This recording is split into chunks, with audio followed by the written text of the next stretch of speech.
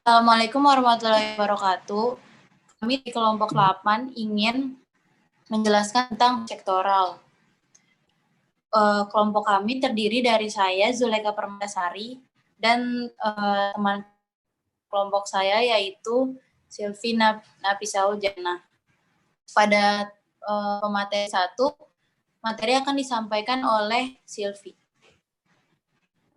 Baik, di sini saya akan menjelaskan dari satu, yaitu latar belakang munculnya teori sektoral, yang dimana materi ini awalnya dikemukakan oleh Hammerholt, yaitu awalnya Hammerholt meneliti kota Chicago dan meneliti pusat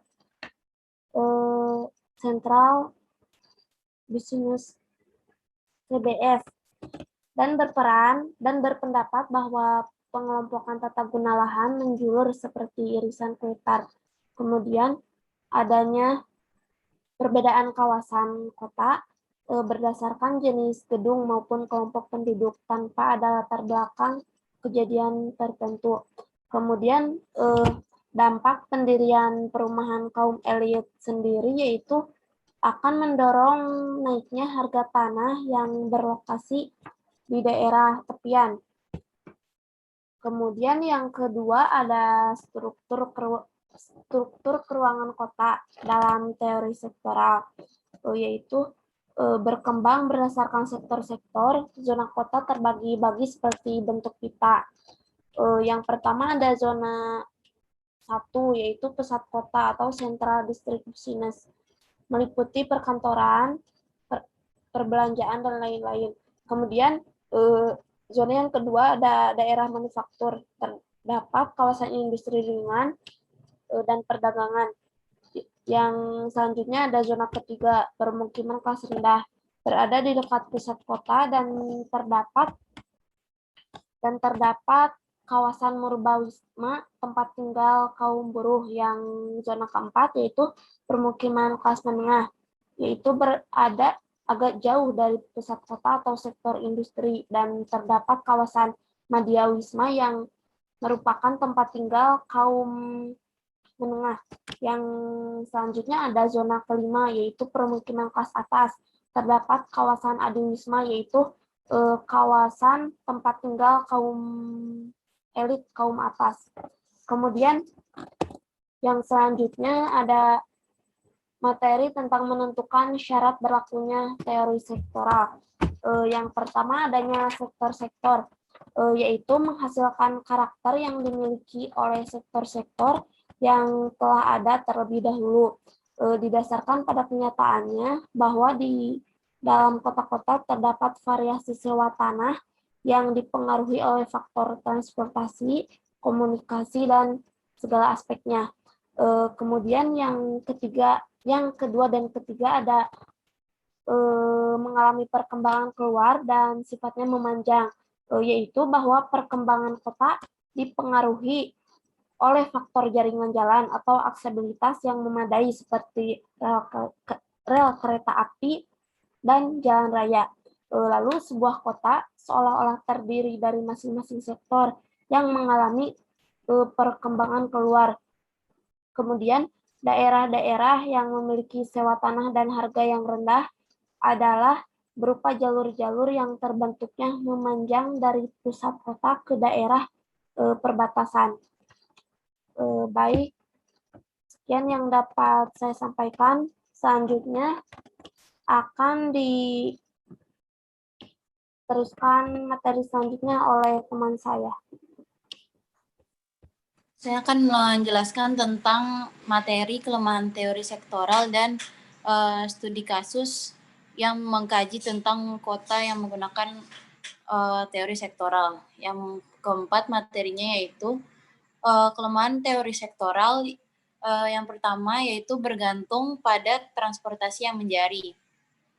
Yang kedua, hanya dilakukan pada wilayah tertentu. Otomatis teori ini hanya diberlakukan pada kota-kota yang khusus. Jadi tidak bisa dilakukan pada setiap kota atau setiap wilayah. Yang ketiga yaitu lebih mengarah pada perumahan. Yang keempat, kajiannya hanya sebatas bangunan dan penempatan bangunannya bangunan yang tepat. Lalu yang terakhir ada distribusi umur bangunan cenderung menunjukkan pola konsentris. Next. Yang kelima yaitu studi kasus yang mengkaji tata ruang Kota Malang dengan teori sektoral. Pada kasus ini membahas tentang tata ruang Kota Malang dengan teori sektoral.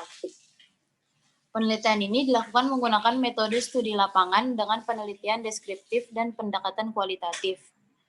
Dalam hasil penelitiannya, terdapat beberapa pembagian zona-zona yang berbeda, yaitu terdapat 5 zona. Yang pertama ada zona daerah pusat kegiatan. Zona daerah pusat kegiatan ini yaitu merupakan pusat kegiatan seperti kegiatan sosial, politik, ekonomi, pemerintahan yang terdapat di daerah pusat. Yang kedua ada zona peralihan atau transisi.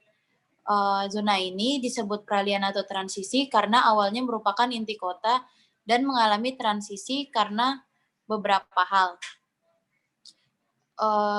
Dalam zona ini memiliki penurunan kualitas pemukiman seperti terdapatnya pemukiman kumuh. Namun zona ini merupakan zona pengembangan industri dan penghubung dengan pusat kota. Yang ketiga ada zona pemukiman para pekerja yang diisi oleh buruh pabrik dan merupakan pemukiman kelas menengah.